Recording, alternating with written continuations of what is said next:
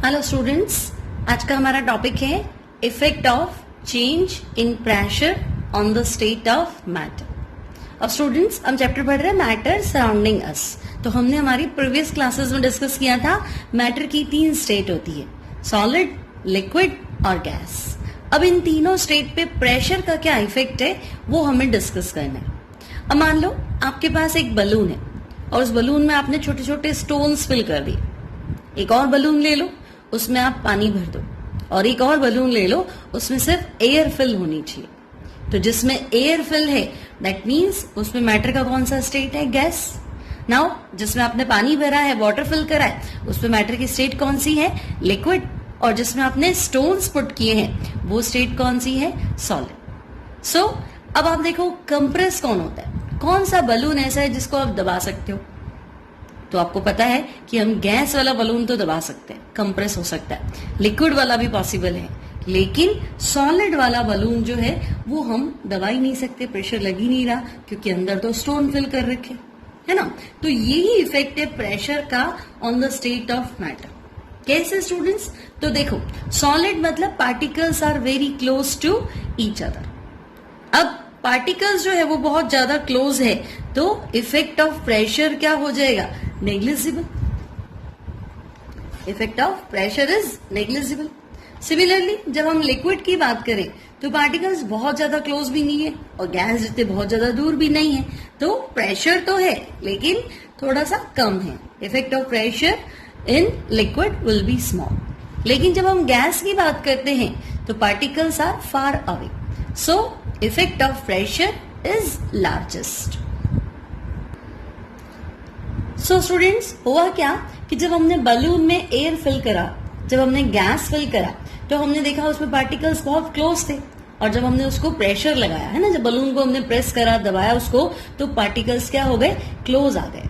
मतलब गैस जो मैटर का स्टेट है उसमें मॉलिक्यूल्स या पार्टिकल्स बहुत दूर दूर होते हैं, ठीक है, और उनमें इंटरमॉलिक्यूलर फोर्स ऑफ अट्रैक्शन जो है वो थोड़ा वीक होता है। लेकिन जब हम प्रेशर अप्लाई करते हैं तो मॉलिक्यूल्स क्लोज आ जाते हैं, मतलब फोर्स ऑफ अट्रैक्शन क्या हो जाता है? बढ़ जाता है। अब अगर अट्रैक्शन फोर्स बढ़ गया तो मैटर की स्टेट क्या हो जाएगी? चेंज हो जाएगी। So on applying high pressure on gas molecules, particles come close and gas converted into liquid state. जब हम गैस पे प्रेशर अप्लाई करेंगे तो पार्टिकल्स एक दूसरे के पास आ जाएंगे, है ना, फोर्स ऑफ अट्रैक्शन बढ़ जाएगा और गैस जो है वो लिक्विड में कन्वर्ट हो जाएगी। अब इसका उल्टा भी हो सकता है ना, अगर प्रेशर बढ़ाया तो गैस लिक्विड में कन्वर्ट होगी और प्रेशर कम कर दो तब क्या होगा? वापस लिक्विड जो है वो गैस फॉर्म में कन्वर्ट हो जाएगा। या टेम्परेचर बढ़ा दो, है ना, पानी को बॉईल कर दो, गर्म कर दो, तो क्या हो जाएगा? लिक्विड गैस में कन्वर्ट हो जाएगा।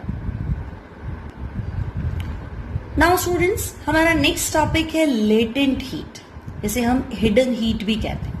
अब लेटेंट हीट क्या है? तो मान लो आपने एक बाउल में पानी ले लिया और उसको गैस पे चढ़ा दिया और आपने उसको गर्म करना शुरू कर दिया। अब हुआ क्या? मान लो रूम टेम्परेचर पे वाटर था, रूम टेम्परेचर मान लो अभी गर्मी है तो 30-40 ये टेम्परेचर है। अब आप उसको हीट करना चालू करो तो पानी गर्म होते होते होते होते जब 100 पे पहुंच जाएगा तब आप क्या देखोगे कि 100 आती है। 100 तो पानी का क्या है? बॉइलिंग पॉइंट है। 100 degree centigrade is the boiling point of water. तो अब वाटर बॉइल होना शुरू हो गया, मतलब अब वाटर जो है वो लिक्विड से किस में कन्वर्ट हो रहा है? वेपर में कन्वर्ट हो रहा है। यानी 100 डिग्री सेंटीग्रेड पे वाटर या लिक्विड का जो वेपर प्रेशर है वो एयर के प्रेशर के बराबर होने जा रहा है। तो जब लिक्विड का प्रेशर एयर के प्रेशर के बराबर हो जाता है तो लिक्विड एयर में मिक्स हो जाता है, या इन सिंपल लैंग्वेज हम कह सकते हैं कि लिक्विड जो है वो वेपर में या गैस में कन्वर्ट हो जाता है। अब प्रॉब्लम क्या है कि मैंने आपको कहा कि वाटर को हीट करो, हीट करते करते आपने देखा टेम्परेचर 100 डिग्री सेंटीग्रेड पहुंच गया।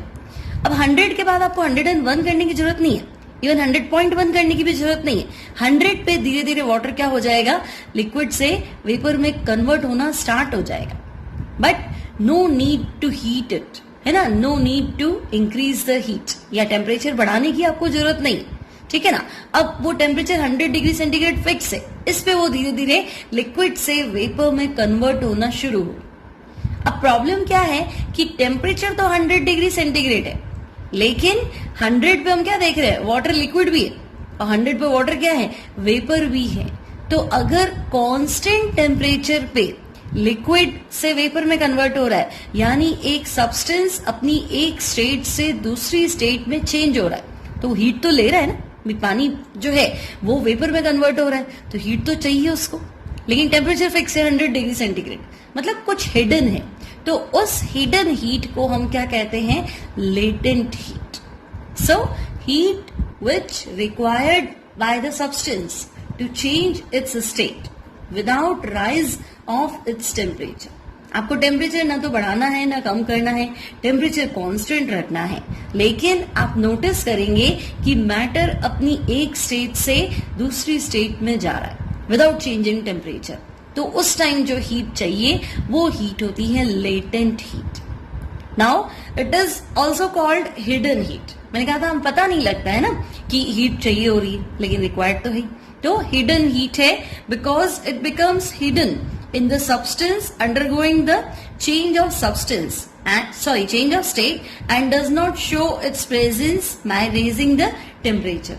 क्योंकि टेम्परेचर कांस्टेंट है ना, और हीट जो है वो उसको रिक्वायर्ड रहती है ताकि वो अपनी स्टेट चेंज करता जाए।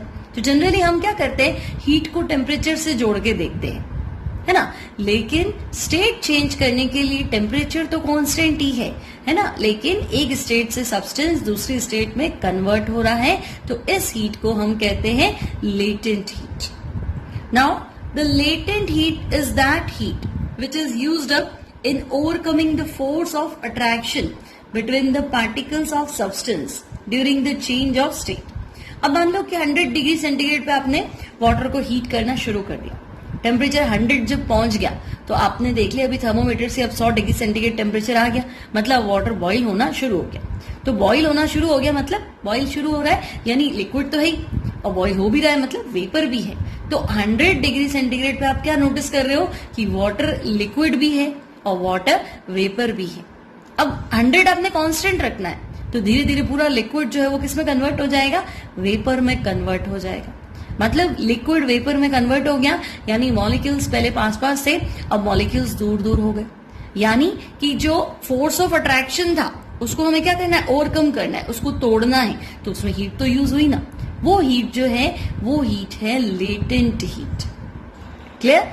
It does not increase the kinetic energy of the particles of the substance. इससे पार्टिकल्स की काइनेटिक एनर्जी नहीं बढ़ी है, लेकिन ये धीरे धीरे उसको किस में कन्वर्ट कर रही है, फेज को ट्रांसफर कर रही है। लिक्विड से कहां लेके जा रही है, वेपर में लेके जा रही है।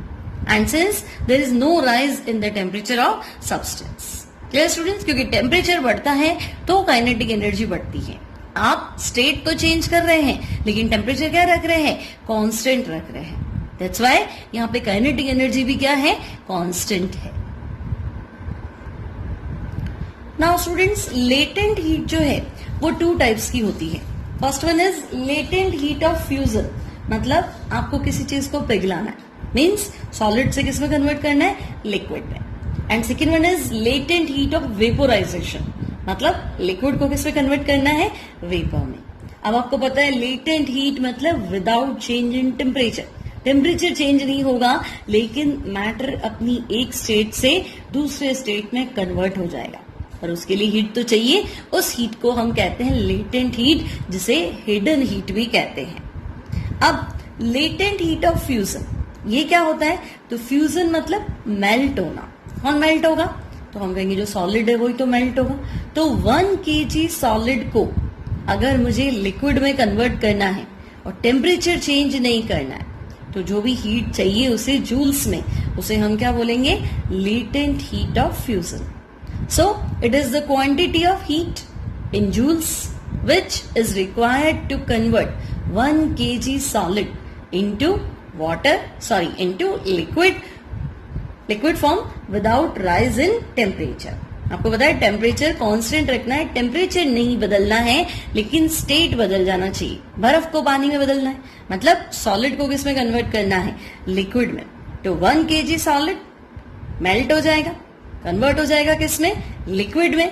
टेम्परेचर सेम, मतलब 0 डिग्री सेंटीग्रेड पे क्या होता है, वाटर लिक्विड और वाटर सॉलिड दोनों क्या होते हैं, इक्विलिब्रियम। मतलब 0 डिग्री पे बर्फ तो पिघलना चालू हो जाएगी, और अगर पानी है तो वो फ्रिज होना चालू हो जाएगा, है ना। तो उस टाइम जो हीट रिक्वायर्ड है उस हीट को हम कहते हैं latent heat of fusion. So students, 1 kg ice को 0 डिग्री सेंटीग्रेड पे वाटर में कन्वर्ट करने के लिए जो हीट रिक्वायर्ड है वो है 3.34 इंटू 10⁵ जूल। मतलब 3.34 इंटू 10⁵ जूल हीट चाहिए मुझे 1 kg आइस को कन्वर्ट करना है किसमें, वाटर में। और आपको पता है लेटेंट हीट है मतलब temperature constant. So latent heat of fusion of ice कितना हो जाएगा, तो हम कहेंगे 3.34 into 10⁵ joules per kg। Similarly latent heat of vaporization, तो वेपोराइजेशन मतलब वेपर बनाना है, तो वेपर किससे बनेगा, लिक्विड से बनेगा, है ना। तो अगर आपके पास 1 kg लिक्विड है और आप उसको किस में कन्वर्ट करना चाहते हैं, वेपर में कन्वर्ट करना चाहते हैं, टेम्परेचर आपको कांस्टेंट रखना है, तो जो भी हीट खर्च होगा जूल्स के अंदर उसके अमाउंट को क्या बोलेंगे, latent heat of vaporisation. So the amount of heat in joules which is required to convert 1 kg liquid in vapor form without rise in temperature।